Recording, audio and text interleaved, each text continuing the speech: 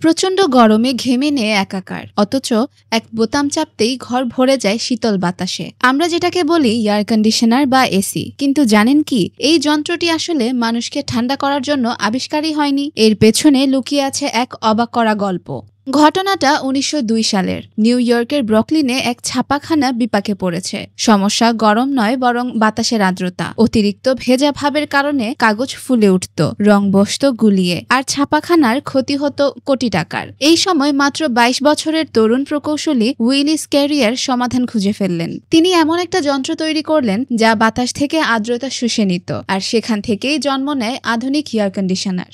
মজার ব্যাপার হলো, এসি আসলে নিজে ঠান্ডা বাতাস তৈরি করে না, বরং ঘরের ভেতরের তাপ শোষণ করে বাইরে বের করে দেয়। আর এই কাজটি করে এক বিশেষ প্রক্রিয়ায়, রেফ্রিজারেশন সাইকেল নামে একটি চক্রের মাধ্যমে। ইনডোর ইউনিটের কয়েল টেনে নেয় গরম বাতাস, ঠান্ডা রেফ্রিজারেন্ট সেই তাপ শুষে নেয়, আর বাইরের কম্প্রেসর তা চাপ দিয়ে পরিবেশে ফেলে দেয়। এভাবেই ঘরে তৈরি হয় আরামদায়ক ঠান্ডা পরিবেশ।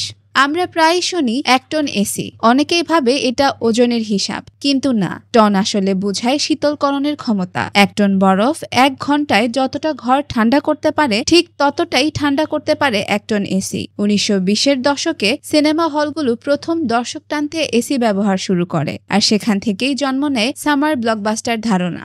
শুধু তাই নয়, এসি না থাকলে আজকের ঝকঝকে কাচের বহুতল ভবন কিংবা আমেরিকার টেক্সাস, আরিজোনা বা ফ্লোরিডার মতো গরম অঞ্চলে বসতি গড়াই সম্ভব হতো না। এসি বদলে দিয়েছে আধুনিক শহরের স্থাপত্য, অর্থনীতি আর মানুষের জীবনযাত্রা।